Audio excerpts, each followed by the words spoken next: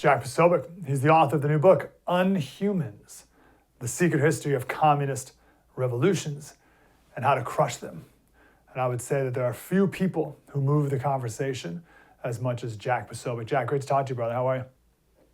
Hey, Mike, really excited to be here, man. Yeah, glad you're here. Simple question, maybe. Do you think we're living in end times?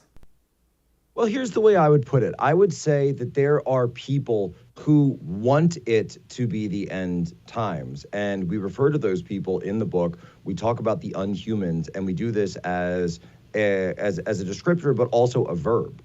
We call them the Unhumans because that is what they do to others. They unhuman. So they unhuman conservatives, they unhuman Republicans, they unhuman anyone who is to the right of Chairman Mao and Joseph Stalin. They unhuman anyone, by the way, who's a believer, anyone who's a Christian. And so when you see the destabilization of countries, when you see the letting in of criminal illegals, and by the way, the releasing, catch and release of criminal illegals, people who, like we saw in this case with this horrific rape and murder of the woman on a hiking trail in Bel Air, Maryland. So just out in rural Maryland, a mother of 5 who was raped and murdered by an illegal who had already been released. People need to understand, and people in the movement, I would say, need to understand, just people in America need to understand, that this is being done as part of a system. What we did in understanding this book was unlocking the system by which these individuals have tried for years to destabilize countries, to infiltrate countries, to subvert countries, to subvert families, to subvert religion, by the way, the direct attacks on religion that they perform, in order, by the way, to bring about their version of the end times. And look, as a Catholic, as a believer, I think there's no question. I think there's no question that we are dealing with demonic forces. By the way, one chapter of the book, we talk about the Haitian Revolution, and people don't realize that they say, oh, it was a slave revolt, and they threw off the French, and that was it. Say, okay, but do you know that in the Haitian Revolution, the very first thing that was done was they slit a goat's throat, drank the blood, chanted voodoo incantations from this West African occult ritual, and then went on a blood rampage, killing every single man, woman, child, even infants, just because they were French anywhere in Haiti. This is demonic, this is occult rituals, and we're starting to see this now come into the United States. We just mentioned briefly the interview with Tucker and the president of El Salvador, who said, I'm sure you saw this, who said the same thing about MS-13 down there, that they were involved with demonic rituals of killing babies outside of the womb, right? And he's like, that's what we had to go, that's what we're going up against. But then he had such a great attitude. He was like, but that's okay. Like, we knew what it was, and we went against it. We know how to fight against this, these demonic forces. We have the ability to do that, or God does. But I want to focus on this Unhumans, and I want to get to motivation in a second. But Unhumans, so you're saying, well, are you saying they try to unhuman us, or they themselves are unhuman? Well, it's a little bit of both, right? So they are trying to unhuman us, but they also clearly, by the way, reject the things that make us human. And what do I say by that? The things that make us human. These are stable societies, stable countries, stable neighborhoods, stable cities, by the way. Go look at any city in the United States. Those are places where they have to spend millions of dollars every year to try to tell people that and businesses that it's okay to be there, when we can all see the truth. We can see that the top 10 cities by homicide rate in the United States continue to go up year on year. And then it's gotten so bad now that the FBI has stopped even taking reporting from cities like Detroit, LA, and New York City. And then the administration comes out and says, oh, well, crime is going down. No. These are the basic building blocks of civilization. And so if you're completely anti-civilization, if you're anti-human institutions, and what's the oldest human institution in the world, by the way? The oldest institution is the nuclear family. We have archaeological evidence from thousands and thousands of years ago when they dig up the bones in caves when they find them. And what do you see? It's man, woman, children. father, mother, children. This is the oldest institution we have on the face of the planet and the oldest human institution. And this is, of course, why they seek to destroy that. By the way, that doesn't even get into transhumanism, that doesn't get into AI, the rise of artificial intelligence, the rise of attempting to merge man with machine. But this is also, and I had an interview with Elon Musk, sort of an impromptu, X Spaces kind of thing, where we talked about this.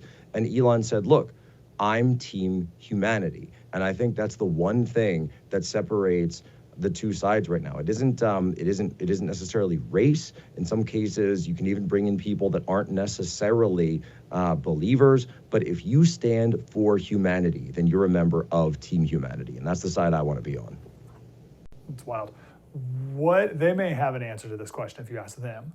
I care less about that. I want to know your take on what you think motivates them to be on that team and to move in that direction.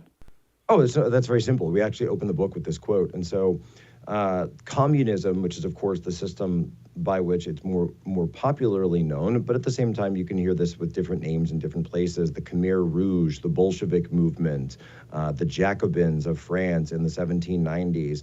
It takes many names, it takes many forms, but what communism is an ideology based in envy.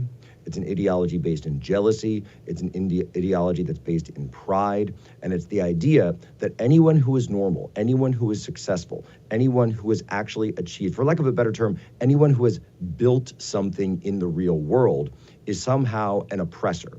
And because they are an oppressor, it is then therefore justified to take what they have, to destroy them, to tear them down, to exact revenge on them. And they do so not out of these ideas of justice and equality and equity and all this flowery language that you hear. No, that's all window dressing. It is grievance politics. This is the idea of taking grievance, greed, and envy and turning it into an ideology. And all of the words are just window dressing. Does that, which I agree with, does that fit into what you said in that clip we played? That this is a spiritual battle first and foremost, which is also what the Bible says as well. Do those things square up? Well, I think it does. I think it certainly does, because look, go back to Satan, go back to Lucifer. He committed the first sin, the sin of pride. I can do better than God.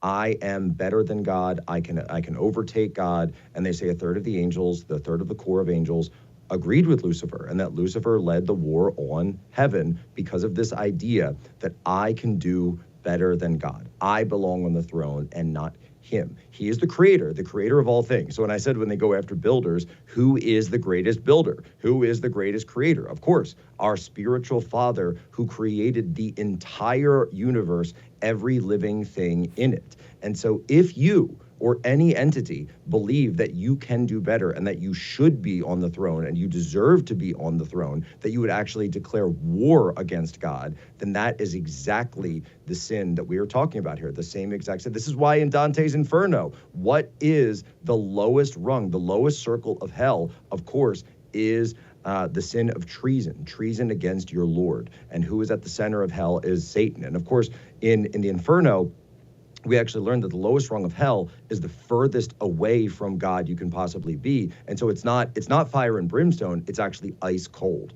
because you are away and Satan is trapped and enchained in that icy frozen core, completely separated from God. But here is the trick that Satan plays, is he knows, because God is all-knowing, that there's no way to separate or destroy God from his creation. So the only way you can do it is to go after the created. And what do I mean by that? So God's connection with individuals exists in the human heart and in the human soul. And so rather than attack God, which they tried at first, that failed. What do then? They go at the created individuals. They go after individual people. They go after the individual human heart. They go after the individual human soul. And they say, you deserve better. Don't listen to God. Don't listen to his way. Don't listen to his rules and all of these laws. Just do whatever you want. Use your own strength. Take things that don't belong to you. They should be yours because you're better. Again, they use the same exact tactics that they themselves fell prey to, because they know that is the only way that they can attack God now, not by going at him directly, but indirectly through his created beings. Perfection. We've got 30 seconds. What do we do? What do we do? What posture should we take instead? Look, we need to return to active Christianity. And this is the biggest thing. This is the biggest issue that I see across the West is we must return to active Christianity. We cannot be passive anymore. We cannot allow Christianity and Christian ideals to be completely pushed from the public square. We must return to actively promoting our own culture, our own faith, and standing up for them whenever and wherever. That's why you see me on stage saying things like Christ is King, holding a rosary up high, because I do not care anymore what they call me. I don't care what they say about me. I care about the moment that I stand before Almighty God and he said, I gave you a platform. And he'll ask me, I gave you a platform. What did you use it for? Did you use it to bring people to me? Did you use it to stand up against Satan? Did you use it to stand up against sin? And I will do my best to give him a good answer. Jack Posobiec. Unhumans. Go buy the book, The Secret History of Communist Revolutions, How to Crush Them. Unhumans. Jack, awesome to talk to you, brother. Keep it up. God bless, man.